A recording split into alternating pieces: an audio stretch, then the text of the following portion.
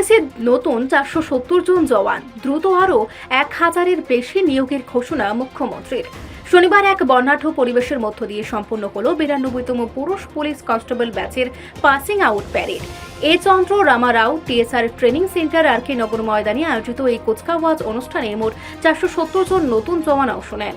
এদের মধ্যে 469 জন রাজ্য পুলিশের কনস্টেবল এবং 1 জন টিএসআর বাহিনীর জওয়ান রয়েছে। নবনিযুক্ত এই পুলিশ কর্মীদের রাষ্ট্রীয় মর্যাদায় অভিবাদন ও অভিনন্দন জানাতে উপস্থিত ছিলেন রাজ্যের মুখ্যমন্ত্রী অধ্যাপক ডক্টর মানিক সাহা এবং ত্রিপুরা পুলিশের মহানির্দেশক অনুরাগ ধানকার।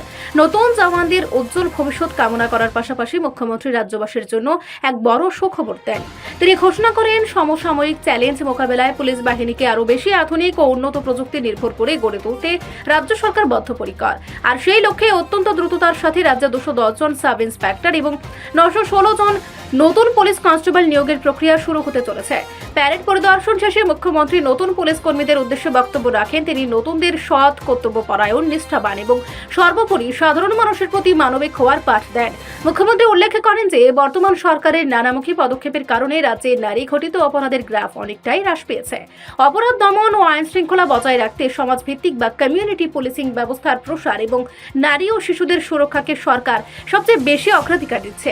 অন্যদিকে রাজ্য পুলিশের মহানির্দেশক অনুরাগ ধানকার নতুন কনস্টেবলদের উৎসাহিত করে বলেন, পুলিশের এই পরিহিত ইউনিফর্মটি কেবল একটি সাধারণ পোশাক নয়, এটি মূলত কর্তব্য, অপরিসীম সাহস, কঠোর শৃঙ্খলা এবং সাধারণ জনগণের গভীর আস্থার এক অনন্য প্রতীক। নবনিযুক্ত পুলিশ কর্মীরা যেন নিজেদের এই আস্থার মর্যাদা দিয়ে নিঃস্বার্থভাবে জনগণের সেবা করাকে জীবনের মূল লক্ষ্য হিসেবে বেছে নেন।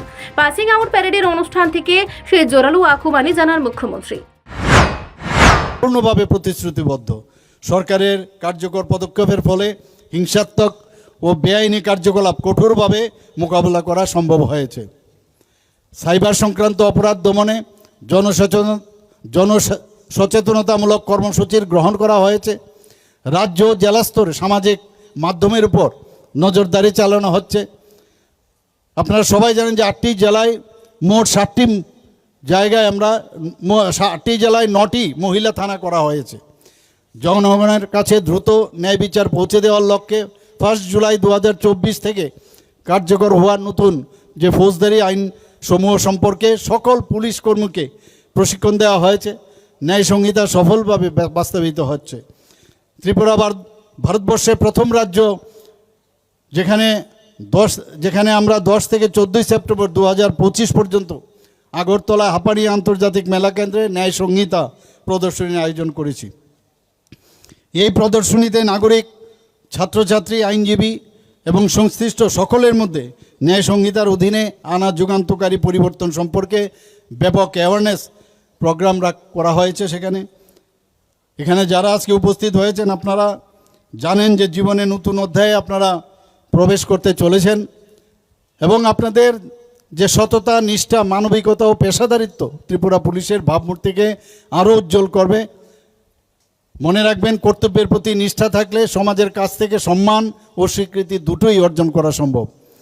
মানুষের সেবা এবং সমাজের কল্যাণে সর্বোচ্চ গুরুত্ব দিয়ে আপনাদের কাজ করতে হবে। আমি দৃঢ়ভাবে বিশ্বাস করি আপনারা নিজেদের মেধা, শ্রম, সততা ও সাহস দিয়ে ত্রিপুরা পুলিশকে আরও শক্তিশালী, আধুনিক ও জনবান্ধব বাহিনীতে পরিণত করবেন এবং ত্রিপুরাকে উত্তর পূর্বাঞ্চল তথা সমগ্র দেশের কাছে শান্তি, নিরাপত্তা ও সুশাসনের এক উজ্জ্বল দৃষ্টান্ত হিসাবে প্রতিষ্ঠিত করতে গুরুত্বপূর্ণ ভূমিকা পালন করবেন।